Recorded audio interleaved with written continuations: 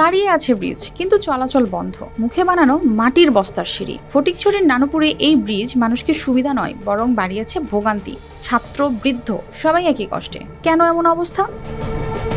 নানুপুরের তিনঘড়িয়া পাড়া খালের উপর ব্রিজ নির্মাণের উদ্যোগ নেওয়া হয় 2023-24 অর্থ বছরে। ব্রিজটির দৈর্ঘ্য নির্ধারণ করা হয় 26 ফুট আর নির্মাণ ব্যয় ছিল প্রায় 3 লাখ। তবে নির্মাণের পুরো সময় জুড়ে ছিল না কোনো সংযোগ সড়ক, যা প্রকল্পটিকে শুরু থেকেই রেখেছে অসম্পূর্ণ। মানুষের প্রয়োজনে এই পুকুর পাড়টা সড়কের রূপান্তর হচ্ছে। তবে এই ব্রিজটা করা হয়েছে 23-24 বছরে, কিন্তু দুর্ভাগ্য যে এই বাড়িটা সৃষ্টি হয়েছে আজকে থেকে 30-40 বছর আগে। তবে দুঃখের বিষয় হচ্ছে যে ব্রিজ করার পরে ব্রিজের যে দুই পাশ খালি রয়ে গেছে। এই পথে প্রতিদিন প্রায় 4000 মানুষের চলাচল, যার মধ্যে রয়েছে 500 মাদ্রাসা শিক্ষার্থী। সড়কটি ভাঙাচোরা ও ঝুঁকিপূর্ণ হওয়ায় শিশু, বৃদ্ধ কেউই নন নিরাপদ। আর সামান্য পানি জমলেই এই পথ হয়ে যায় পুরোপুরি অচল।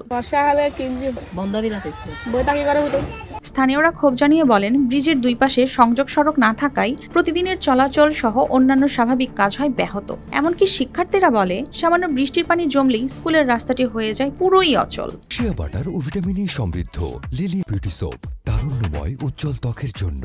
রিমার্ক স্কুল মাদ্রাসার শিক্ষার্থী হল ব্রিজ যাতে তাড়াতাড়ি নবায়নযোগ্য গড়ে দেয়, যাতে স্কুল মাদ্রাসা শিক্ষার্থী হল যাতে গাড়ি ঘোড়া চলাচল করতে পারে, ইএনএর দাবি। সবাই বেশার কম কষ্ট ভোগ করতেছি।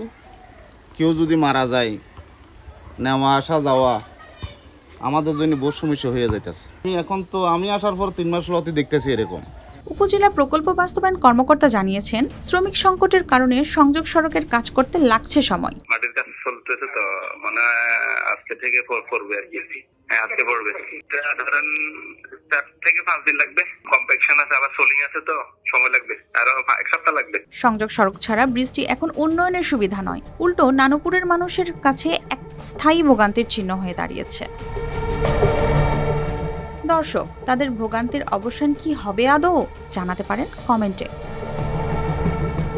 News desk, RTV।